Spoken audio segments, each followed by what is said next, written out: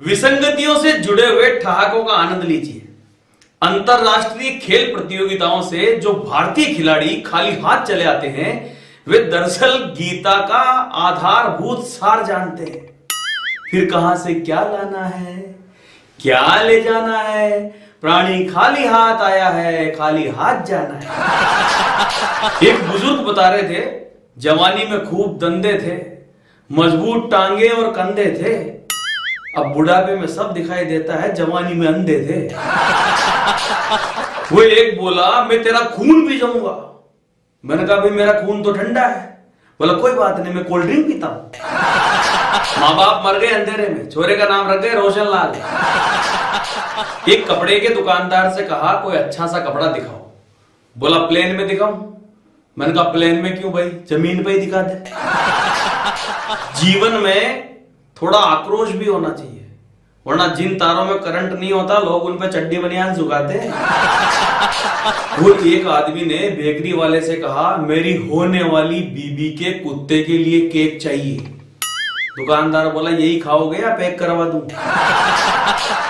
वो एक swimming pool के किनारे कपड़े पड़े हुए थे, उसके पास में कागज भी पड़ा हुआ था जिस पर लिखा हुआ था कोई मेरे कपड़े मत चुराना, मैं बॉक्सिंग चैंपियन हूं।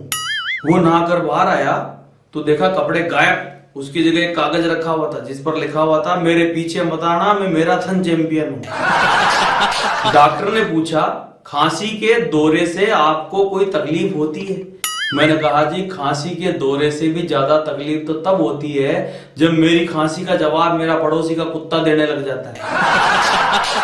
मैं बच्चे का एडमिशन कराने गया स्कूल, प्रिंसिपल मैडम बोली साहब सब यहीं से लेना पड़ेगा, book, notebook, uniform, shoes, socks, tie, belt. मैंने कहा मैडम बच्चा घर से लाए या वो भी यहीं से मिलेगा? कॉलेज में साइकोलॉजी का प्रैक्टिकल हो रहा था। प्रोफेसर ने एक चूहे के लिए एक तरफ केक और दूसरी तरफ चूहिया रख दी। चूहा फौरन केक की तरफ लपका, दूसरी बार केक बदलकर रोटी रख दी, चूहा फिर रोटी की तरफ लपका।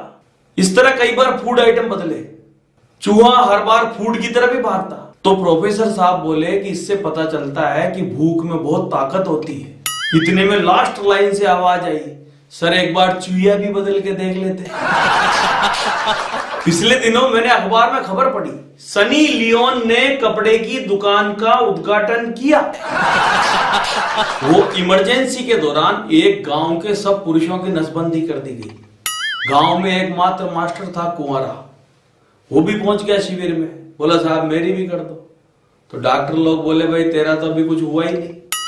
बोला साहब मेरा कुछ नहीं हुआ, कोई बात नहीं, अब कल को गांव में किसी के कुछ हो गया तो। नमस्कार दोस्तों, मैं कवि बुद्धि प्रकाश दादीच आप सभी को सादर प्रणाम करता हूं। दोस्तों, हिंदी के कवि सम्मेलन हो या राजस्थानी कवि सम्मेलन, हास्य के कवि सम्मेलन हो या फिर आध्यात्मिक कवि सम्मेलन, शादी विवाह में होने वाले कवि सम्मेलन हो या महापुरुषों की जयंतियों के कवि सम्मेलन, शिक्षण संस्थाओं के कार्यक्रम हो या कॉर्पोरेट के शो, होली स्नेह मिलन समारोह के कवि सम्मेलन हो या दीपावली स्नेह मिलन समारोह के कवि सम्मेलन, Lions Club, Leo Club, Rotary Club, Mahavir International, JITO या फिर मारवाड़ी युवा मंच के सेमिनार हो, इन तमाम प्रकार के आयोजनों में होने वाले कवि सम्मेलनों में आप सभी का स्नेह मुझे लगातार मिलता रहा है। इसके लिए मैं आपका बहुत बहुत धन्यवाद अदा करता हूं, बहुत बहुत धन्यवाद ज्ञापित करता हूं। दोस्तों, अभी एक सुखद सूचना यह है कि मैंने अपनी प्रस्तुति की एक नई संरचना तैयार की है और उस कार्यक्रम का नाम है बुद्धि प्रकाश और आनंद यात्रा।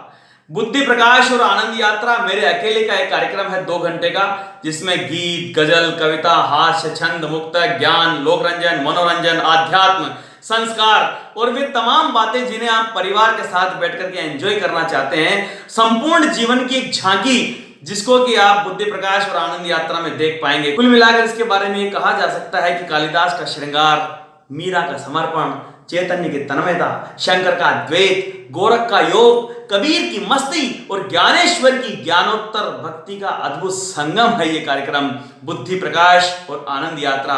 बहुत जल्दी हम बुद्धि प्रकाश और आनंद यात्रा की बुकिंग प्रारंभ करेंगे, इसलिए आप लगातार हमारे साथ जुड़े रहिए। हमारे फेसबुक पेज पर, हमारे यूट्यूब के साथ, हमारे ट्विटर और इंस्टाग्राम से आप जुड़े रहिए ताकि ताजा अपडेट्स आपको मिलते रहें। बहुत बहुत धन्यवाद। Thank you very much.